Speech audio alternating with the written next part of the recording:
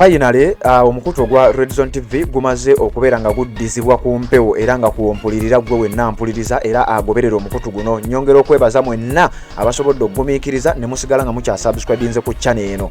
Channel eno ebadde yaggyibwa ku mpewo era nga bwenna bannyonnyola era tubadde tulina backup channel yaffe kwe tubadde nga tusinziira okubeera nga tukutuusako amawulire ag'enkyukakyuka, amawulire ag'ekibiina ekya National Unity Platform. Kaakati wano tukomyewo ku mpewo okubeera nga tetugenda mu maaso okubeera nga tukuweereza. Bangi babadde beebuuza tukikoze tutya okulaba nga ate channel yaffe eddiziddwa ku mpewo.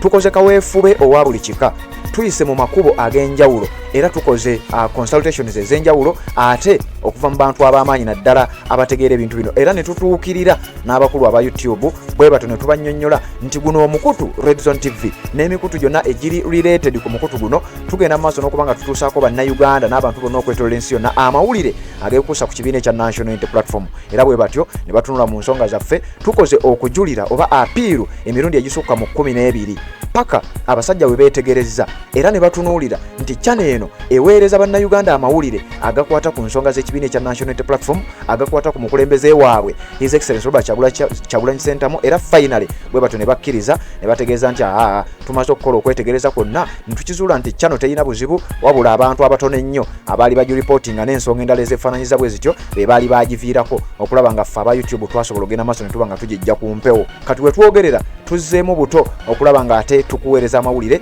Nyongera okutegeeza mwenna gwe abadde ya subscribinga ku channel ya Feri nja kusaba sigalayo kubanga neyo channel egenda kusigalawo nga backup channel era tugenda kuba tukuweererezaako amawulire geegamu nga bw'obadde ogafuna. Ogenda kusigala ofuna empeereza y'emu era omuweereza y'omu. Sabambulidde Patrick kubanga kino twewaayo okubeera nga tugenda maaso n'okuba nga tukikolera bannayuganda amawulire gonna ageekuusa ku nsonga z'enkyukakyuka wano ogenda okuba nga ogasanga. Kakati tukomyewo okulaba nga ate tuddamu okuba nga tubaweereza. Mwebale kusaba, mwebale kutubeereramu, mwebale kugumiikiriza. YouTube finally emaze nekkiriza omukutu gwa Red Zone TV gusigale nga gukyaweereza bannayuganda. Era olunaku olwaleero ennaku z'omwezi nga 3 lwe tuzzeemu okulaba nga officially tuddamu okubeera nga tubaweereza era amawulire ge tutandise nago genjagala okubeera nga mbategeezako ge galiwa. Ekibiina ekya National Unity Platform ngera bwe nakugambye nti tuweereza amawulire ag'enkyukakyuka okusingira ddala ag'ekibiina ekya National Unity Platform. Kakati mu butongole ekibiina kino kikoowodde buli muntu yenna ng'oli memba mu kibiina kino okukkiririza mu kibiina kya National Unity Platform nga wandyagadde okukiikirira abantu bo, wandyagadde okuvuganya ku kifo kyonna ng'oyita ku kkaadi y'ekibiina ekya National Unity Platform. Bakutegeezezza nti kkirira ku ofisi z'ekibiina kino zonna we zisangibwa si Makerere Kavule wokka wabula n'eyo mu bitundu eby'eggwanga eby'enjawulo oba oli Kibundi Bujjo genda ku ofisi za NUP ebundi Bujjo. Emabegakaawo His Excellency Robert Kyagulanyi Ssentamu abadde nga atambula nga gulawo ofisi z'ekibiina mu bitundu eby'enjawulo. Kakati ofisi ezo buli we ziri gendayo obeere nga oregisteringa nti nze nina interest ey'okuvuganya ku kkaadi y'ekibiina kino era nze gye mu kifo ABC bakugambye gendayo obeere nga ogenda mu maaso n'okubeera nga ate ofuna kkaadi y'ekibiina kino. Bwe wanaaba tewali akwesimbyeko ekibiina ne kikwetegereza nga ddala gwasaanidde kijja kuba kikuwa kkaadi. Nyongera okujjukiza omubaka nkiikirira era ng'onankiikirira ku kkaadi y'ekibiina kino nga si mulala Honorable David Kyamuzi Kalwanga Busujju constituency era nga yetusinzira okuba nga tukutuusaako. Finally tuzze okulaba nga tuddamu okuweereza ku mukutu guno era kwe njagala nsinzire nkoowoole Honorable David Kyamuzi Kalwanga nyongera omujjukiza nga bw'oli memba mu kibiina kya NUP omujjufu era nga gwe mubaka akiikirira abantu ba Busujju constituency nga nanga ayogera kamwa koogera ku mukutu gwa Red Zone Media mwendi.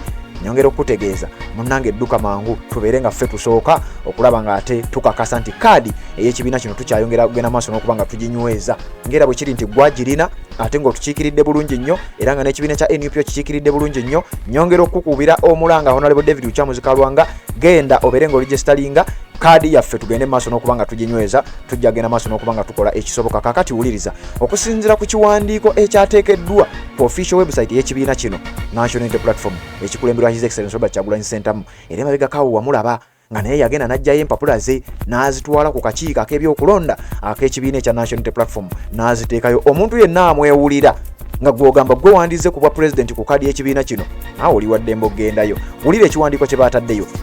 Call for expression of interest. Anti tuzzeemu okuweereza mukutu gwa Red Zone Media empeereza ey'omutawaana ennyo era ey'ekika ekya waggulu gy'obadde omiisinga. Wuliriza. Call for expression of interest. Bakugamba nti gwe wenna eyandyagadde okujja ku kkaadi y'ekibiina kya NUP mu kifo kyonna bakutegeeza nti gendayo. Applications are hereby invited for party members who are qualified and desirous of standing on the National Unity Platform ticket in the upcoming 2026 general elections. Gwe wenna ayina obwagazi obw'okuvuganya ku kifo kyonna nga wandyagadde oyitire ku kadi y'ekibiina ekya National Unity Platform bakutegeeza mu kalulu ka 2026 gendayo bunnambiro era genda obeere nga olaga interest yo oregisteringe osobole okuba nga ovuganya ku kadi y'ekibiina kino era nga categories zino ezikoowoddwa ze zino wammanga. Member of Parliament ku categories zonna all categories ng'oli mubaka wa Parliament oba wa woman district representative gendayo olabe ng'osaba kadi y'ekibiina kino. Process eri mu mawulire ate process egoberera mateeka si byakugamba nti gundi ammanyi nga bwe bazze nga bakikugamba. Category endala district chairpersons bw'ayagala okujja kubwa LC5 district yonna nga district yange ey'Emityana omuntu yenna eyandyagadde okuba chairperson wa LC5 ng'oyitidde ku kadi y'ekibiina kya NUP bakukowodde. Meeya oba road meeya w'ekibuga Kampala oba meeya wa town council yawa oba meeya ow'ekibuga kyaffe eky'Emityana municipality bakukowodde genda ogyeyo kaadi genda oteekeyo empapula zo bakwetegereze empapula bazeekebejje oluvannyuma bakubuulire oba kaadi ogigwanira oba togigwanira. Chairpersons of all lower local governments, councillors all levels, ezo ze categories 5 ze bakowodde era ne bakutegeeza submission period kadde ki koyina okuweerayo empapula zo zoyina osabumitinga then oluvannyuma akakiiko ak'ebyokulonda ak'ekibiina ekya NUP keetegereza empapula zo balabe oba ddala ogwanidde okubeera ng'oweebwa kaadi. Wuliriza date ze zino wammanga. Bakugamba nti expressions of interest will be accepted from 1st June to 23rd June 2025 on working days Monday to Friday from 9 AM to 5 PM. Nti empapula zo ojja kuzitwalayo era bajja kuzaaniriza wakati w'ennaku z'omwezi nga lumu omwezi gw'omukaaga n'ennaku z'omwezi nga 23 omwezi ogw'omukaaga omwaka 2025. Ennaku ezikolebwako bakye tuyita working days Monday paka Friday wakati w'essaawa 3 ez'okumakya n'essaawa 11 ez'olweggulo. Kakati gwampuliriza ng'owulidde akatambi kano nja kukusaba obeere nga bino bigoberera era ogendeyo. Process ki mw'oyinza okuyita? Applicants are required to fill the one-page expression of interest form which can be downloaded from website egamba nti https://nupuganda.org.nup expression of interest application form 2025. Eyo linki sijja kusobola giteeka wano olw'amateeka agamu naye nja kukusaba obeere ng'ogoberera. Linki eri bweti https://nup-uganda.org/nup-expression-of-interest-application-form-2025 osembeyo /. Then oprintinge document eyo ogifiiringe osobola ogitwala mu hard copy. Gwayagala okusubmitinga online toprintinga wabula osobola okugijjuza ng'oyitamu eyo website gye nkusomedde oluvannyuma obeere ng'osubmitinga mu process gye bakugambye. Ekibiina kya National Unity Platform ebintu byakyo biri mu nsonga za bwerufu era gwayagala okufuna kaadi gino gy'emitendera gye ndi mu kubeera nga nkutegeeza omukutu gwa Red Zone TV anti twakomyewo kugenda maaso n'okubeera nga tukuweereza. Forms may be picked from the constituency registrars all at the party headquarters and the respective sub-regional offices listed below. Nti formu ziyinza okugibwa mu bifo bino bye ngenda okukusomera, ziyinza okugibwa regional abaka ba parliament batera okugulawo offices osobola okugendayo formu gye ziri. Bwe ziba teziriyo osobola ogidownloadinga nga bwe nkugambye ku website eri gye nkutegeezezza.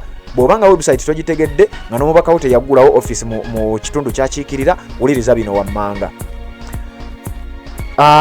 Wano nga bakugamba a member of parliament asobola okufunira, district chairpersons basobola okufunira, city and KCC division mayors byonna osobola okufunayo office zaabwe, osobola okufunayo copy eya form eno n'ogijjuza. Wabula byonna nyongera okutegeeza nti form eno mpanvu bw'ekipapula kino kiwanvu ngenda kipostinga ku mikutu gyaffe egy'enjawulo obeere ngenda maaso n'okuba nga okigoberera. Bakutegeeza for inquiries oyagala okumanya ebisingawo, ennamba z'essimu zeezo sijja kuzisoma naye kanzi kusomere mu Luganda 0702853678 n'endala eri 0702977042 nassaako omukono Chemutayi Harriet nga chairperson Election Management Committee akakiiko akavunaanyizibwa ku nsonga z'ebyokulonda mu kibiina kya National Unity Platform kakati gwampuliriza weebale kubanga okyagumidde weebale kubanga okyagoberera weebale kubanga okyaliko ku mukutu ogwa Red Zone Media mu ngeri y'emu kkiriza nkujjukize era nkutegeeze ku Haji Kasujja